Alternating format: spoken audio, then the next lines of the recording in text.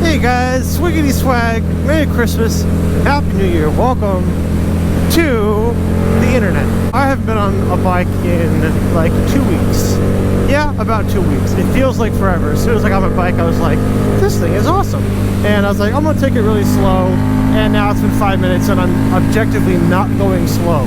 Gosh, this bike kicks so much ass. I keep saying that, but it's still so true. Gosh, I love this bike. Anyway, I had a good Christmas and New Year. I hope you did too. For Christmas, I went to Maddie's family's house. And then for New Year, as I mentioned, I drove to Kansas. And I had my family tradition of the shrimpening. The shrimpening is when we have shrimp and sparkling grape juice on New Year's Eve, and we have that for dinner because of reasons. There's no reason for it, but it's like our one tradition. And I had to, honor it. So I was there for that. And I got to hang out with my best friend. And I had a good time. And then I had a big old road trip, 2 days to drive there, 2 days to drive back. Not much to tell other than I had a good time, living my life, seeing families. And now I guess we're back and it's winter. But today, for some reason, it's 50 degrees and sunny. I'm like, I'll take it. So I'm gonna go ride really quick. Yeah, almost broke stratosphere. I was gonna basically just talk about each one of my vehicles, get you up to date on what's going on with them, and then my plans for them, because that's about all I got. So here's a long rant about vehicles. Number one, Putis, the Jeep. Oh, actually, let me preface this by saying, in case you don't know, I have 6 total. I have, what the flim flam? I have a Jeep, I have an R8, I have 4 motorcycles. I'm gonna catch you up on all those. So first of all, the Jeep. The high beams haven't been working for months, but that's okay because I just drive like through the country at night, and I have a butt ton of lights on my Jeep, so all I have to do is turn on other ones because it doesn't matter. They're ones on the grill and they work just like high beams, and of course if there's an oncoming car I turn them off just like you would with high beams, so it hasn't been a problem. I haven't cared. But let's see, on the way to Kansas, I noticed, because I took off early one morning in Greenfield, Indiana. It was dark and rainy, and I was like, the roads are unusually hard to see, and I always have my fog lights on whenever my headlights are on. So I had some light, but I was like, it just doesn't seem like enough light. I don't think my headlights are working. So I pulled over at a gas station and checked, and sure enough, no headlights. And I was like, crap. The interstate with no light was too scary. Even with just fog lights, I couldn't see. Fortunately, the sun did start to come out, and also at the same time I went through a city. I think it was Cincinnati. No, I can't remember. I went through a city, and all the streets were well lit. There were lamps everywhere. I was like, okay, I'm fine. And I could see, I would say people could see me, and then on the off chance I'd get pulled over. I mean, I back that up. I wasn't worried about getting pulled over for not having headlights, because my fog lights look like headlights to most people, so I was like, I'm fine. When I get home, I'll fix it. So on the road trip back home, I stopped, got gas, tried to turn on the Jeep, and nothing. I was like, oh, well, that's weird. And then I noticed that the door chime wasn't beeping. There was no information on my display, and I was like, not only do I have low power, I have no power. It's almost as if the battery is disconnected. Like, I don't know how, but that's obviously what's happening. So I got out, and I just tapped the negative, and I have a bunch of leads. Because I have a bunch of lights and whatever, I have a bunch of leads on the positive and negative. I just tapped the negative, the ground, on my battery, and it boop, turned right on. I was like, okay. And my headlights still didn't work. I was like, yeah, whatever, they're broken. So I got home. It hasn't had that battery problem since, it was just a few days ago. And then yesterday, I went to my Jeep from the grocery store. I unlocked it, and I was like, hold on a second. I looked, my headlights are on. Well, that's cool. They just randomly started working. And I checked the high beams, so they work. I go, that's cool. They randomly are working again. So I obviously have some kind of electrical issue. I'm going to guess it's a ground on the headlights, but it's a loose wire or something, and it literally started and stopped working on its own. When my battery became disconnected, my vehicle wasn't moving, so it's loose or faulty somewhere. It's not critical, but I'm going to have it looked at. So along with having that looked at, I noticed as soon as I got to Kansas that my heat wasn't working right. I know this is a lot of rambling, but I got a lot to talk about my vehicle. So I noticed the heat wasn't working. It was hot, and then it was warm, and then it was cold, and then it wasn't, steady. It wasn't predictable. It wasn't working like it should. And sometimes the heat just would not come on. And I figured the heat really only kind of works when I'm at highway speed, and then the heat kind of comes on, but it's still like warm and hot. It's not steady. And if you're going around town, the heat won't come on. Like, well, this is weird. So the heat's not working, and I'm like, it's fine. So I'll get that looked at. I need to get the supercharger oil changed. I got the oil changed when I was in Kansas, and that's really all I need, is to have the battery looked at. I don't know, just check for loose wires, supercharger oil, and I need the heat fixed. My tires are getting kind of nubby. They're pretty low. They can last a while longer, but I need to get them changed soon. So I'll probably do that. And is that the whole story for the Jeep? Oh no, yes, I'm still going. I got a long rant to go. It's a long video. I'm waiting until my R8 gets out of the shop before I drop off my Jeep, because I want to have a vehicle to drive. My R8 has been in the shop for almost a month. Why is it in the shop? Well, because of one or two warning lights. I don't know if I've gone into detail about these before. I want to tell you everything, but I don't want to bore you. So there are two warning lights. There's the TMPS sensor, and there's an engine check light. And I was told that the TPMS was going off because the computer in the car wasn't able to communicate with the computer in the radio, since my radio had been changed or something like that. My tire pressure sensors, I had them all replaced already. Oh, and then the third light is oil pressure sensor low. I had that replaced, and I still have the warning. So the TPMS is supposedly not being able to reconcile something with the computer, but the car works perfectly fine as far as we can tell. It's just those lights that are on for some reason. Excuse me. And so for the oil, the shop I took it to suspects that, and I don't want to get my words wrong, but I probably will. I believe they said an oil sump pump leak or something. They think it's possible, but they have to disassemble it and look and make sure that it's not leaking or something before they, or make sure it's that the car is actually okay before they like coat it out or something. That was a month ago. The reason it's taken so long is because they meant to order the parts before I dropped the car off, but by the time I dropped the car off, they're like, oh, actually we were wrong, we didn't actually get all the parts, we gotta wait for some more to come in. So that took like a week or two, and then it was the holidays and they got slammed. That's okay. I mean, I like my car. I'd like to have it with me, but I'm patient and I can wait.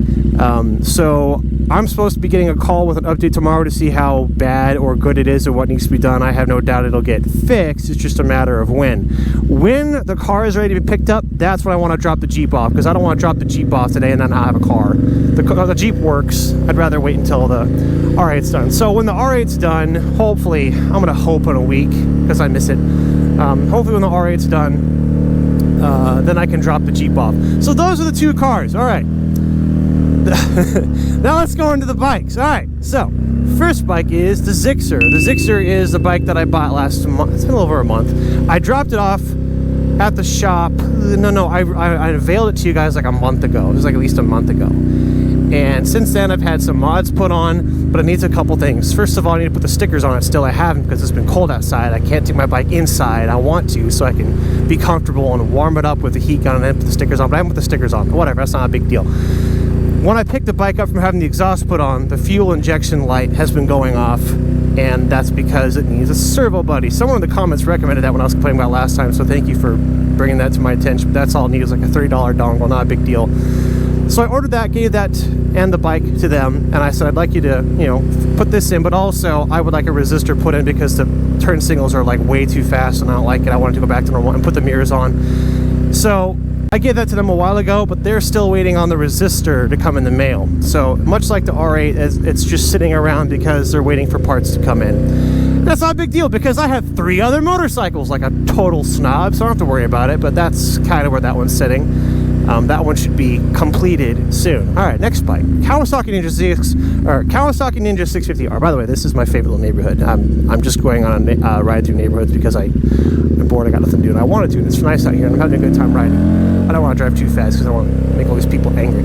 Anyway, so the 650. Sadly, last time I drove it has been over a month, and then when I did ride it, or when I got on it, and I was like, oh, the tires are completely flat. So I filled up the tires and whatever, but I know that by now the tires are flat. I don't know if it's because it was sitting for so long or the tires are bad. Maybe the tires are bad, but that bike sits a long time. The tires are probably flat. In the event that I want to ride it, I know the tires will be flat, and I know that the battery is going to be dead. It can't hold a charge, at least not that long. And what sucks is, since I can't have my bikes in the apartment anymore, I can't charge them in my apartment. I used to leave them on tenders, but now I can't. in the parking garage, there's no outlets, so I can't charge my bike. If for some reason I needed the 650, I'd have to logistically find a place to drop it off and leave it charged overnight, and I don't know, it's just kind of annoying. First world problems, but the 650 is kind of inoperable. I mean, it works, like I just said, it's air and a charge, but in the event that I needed to like take off, oh, I can't. I need like a day or two to tend this thing. So that's that. The next bike is the touring bike, which, if I recall correctly, is actually 100% completely done. That bike is, you know, a new customized motorcycle. It has everything. It has all the luggage. That bike is like ready to go. Like that bike, I don't think there's anything wrong with it. It's so new and it's got everything on there. And yeah, like that bike, I think when I was going through, like, that one's perfectly fine. That one's awesome. All right, now this bike. Now, there's one little thing with this bike. I can't show you because I'm driving, and I mentioned this, but when I laid my bike down a few months ago, the crash bar got like skidded on, and it sheared the metal, and now it's kind of rusting where it slid. And so I want to get it painted, but to get it painted, what I want to do is uninstall the crash bar, take that piece of metal to a painter and have it painted and then bring it back. Logistically, that's kind of difficult because you have to drive your bike to a shop, which is half an hour away, wait a day or two, drive out back to the shop, take the part to a paint place, drive back home, go back out to the paint place, take that from the paint place to the shop, go back home, drive back out there once it's installed. I'm exaggerating a little bit depending on how long it takes to install or uninstall.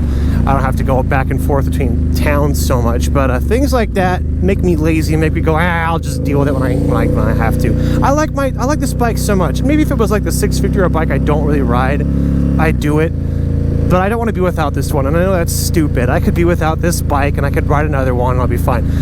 My plan is, once the Zixer is done, then I will get this one fixed. All it needs is just, it doesn't even need paint. Heck, is it a burner? Oh, that's awesome. Okay, they'd be happy. This one doesn't need to be fixed. Not really, it's just paint. But I want it fixed. I feel like I should take care of it. I don't think there should be rust on there, and they take care of it. But I like to ride my Zixer around if I could while this one's getting worked on. So hopefully in a week I'll get that bike, and then for a week or two I'll probably be on the Zixer for Finally Friday while this is getting fixed. But here's some first world problem complaining. Having a lot of vehicles is really cool. I'm gonna call 6 vehicles a lot. I'm gonna call 4 bikes a collection. I have a collection of bikes. It's very cool. I'm happy about it. I never thought I'd be here, but here I am. But it has its problems. There's a lot of maintenance. There's a lot of driving around, picking up, dropping off, and I'm just complaining. I know I am. I'm just letting you know that, like, there's rarely ever a time when I have all my vehicles together. In fact, I have never had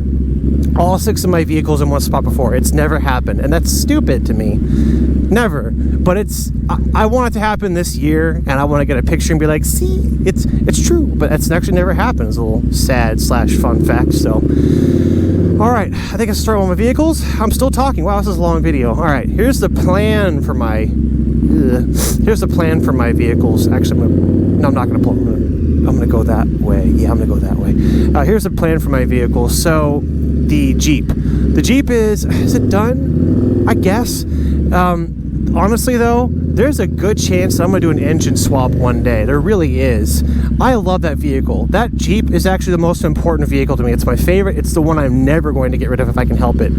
It's special to me. I've put more into it than any other vehicle. It's the most useful. I've had it longer than any other vehicle. That one is mine. And that's the one that I'm willing to put more money into. Right now, my Jeep actually has 70,000 miles. And I've had it for, let's see, how old am I? It's been almost 4 years, actually. That's not ridiculous, but, you know, in 5 or 10 years' time, I might need a new engine, and I'll probably swap it to something bigger and stuff, and that'll be fun. But otherwise, the Jeep is done. It doesn't need any mods, and that's my all-purpose vehicle. All right, so the R8, before I even bought it, my plan was to sell it at some point. Like, I'm gonna own it for a while, and then I'll sell it and hopefully buy another car. I'm wanting to keep the R8 for quite a while longer, because I haven't had it for a year yet. It is done as a project. I'm done customizing it. It was finished, I'd say like 3 months ago. So I was finished a while ago, but I haven't got to drive it that much. The most I got to drive it was when I shipped it to Kansas, and then I drove the R8 to Maryland. That was really fun. It was actually the best drive I had. 2 days of just coasting on the highway with it. It was really good. I'd like to drive it more, hopefully at least another year, 2 or 5, I don't know, a few years, and then sell it and hopefully use that to get a better car. But if I have to sell that car whenever I have to, I'll sell it and I'll be okay. I just want to be able to enjoy it as much as I can while I have it. So that's the goal for that car. And then let's see, next is the 650. The 650 and the Zixer, I want to keep those bikes forever if I can help it. They're kind of like sentimental collector bikes. Should I cheat? You know what? I'm gonna cheat. I'm not gonna feel too bad about it. I'm just gonna go in front of him. They're kind of sentimental, and I'm hoping that like in the future they can be in my home. Like one will be in my bedroom, one will be like in my office or something like that. I've always imagined that, and I plan to do that with them.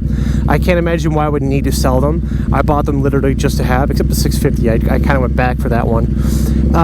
The touring bike, while it is very cool and I like it, it might be the least important bike. And if ever there was a situation where it's like, oh shoot, I gotta sell a vehicle, aside from the R8, that touring bike would be the first to go, just because I don't need it. I mean, I want it and I'm able to have it, so I have it, but I'm not like, even though it's like totally customized, I'm not like married to it. I'm not emotionally invested in it. Like if I sold it, it would suck because, you know, it was kind of special. I did make it with my friend and it's mine and it's new, but you know, that one's just it literally only exists for if I want to go on a tour, and when I've needed it, it's been great. I just don't need it much. I'm lucky to have that supplementally. And finally, the Super Duke, kind of like the Jeep. This vehicle I bought new and I customized it quite a bit. In fact, it's gone so far as to have engine modifications, or you know, it's got the airbox and all the tuning. And like this bike, there's like nothing else I can do to it short of putting on carbon fiber. This bike is maxed. It's special to me, and it is my favorite bike I have ever owned. I would love to keep this forever, and I'm planning to. You know, but who knows what will happen. I at this point in my life, I like to imagine that I can just keep buying different bikes and have a collection of bikes. Who wouldn't want to do that? You know, for years it's been, I have to buy one bike and then sell it and get a different one, and I keep, you know, trading and having one bike at a time. That's pretty normal, and I had that for like, going on for like 5 years. 5 years? Longer than 5 years. Until finally I got to a point where I'm able to afford to own, at this point, 4, which is crazy. But I want to keep this one forever. It's my favorite bike. Gosh, this thing just kicks so much ass. I don't want to, you know, review the bike, but very quick summary of why I like it. It's torquey. I like 0 to 60. I'm caring more about getting light to light to light as fast as possible, not top speed, you know. And I like the torquey feeling. I like it. There are bikes that go fast like this one, but they're just smooth, and that's fine. But I like being thrown back on my bike. It fits me so comfortably. It feels so good. It looks awesome. There's a new Super Duke, you know, that came out, and it looks great too, but this one still looks awesome, and I don't feel like I need to trade for the new one. I feel like this one's just as good, if not better, aesthetically. So I love this bike. I don't want to sell it. I don't plan to. All my vehicles I want to keep, but if ever I were to sell them, the R8 will get sold one day. The touring bike might get sold. The rest I'd like to keep. And that's a long story, but that is the story. That was a long drive, dude. It was a long conversation, a lot of rambling. It was a long one-take video, basically. I knew I had a lot to say, didn't know I had that much to say. I don't want to be boring you, but that is the story of all my vehicles and why I'm a selfish, spoiled brat. No, I'm very happy and blessed, very lucky, and it's just weird to think that, wow, I have several vehicles, but I do, and, you know, it's because I get to do this. So thank you guys, for those of you who watch and like listening to me talk and ramble, because that's all I do on Friday. Okay, well, that's the end of this video. Thank you guys for watching. Hopefully I'll have a vehicle update next week. I will see you later. Bye.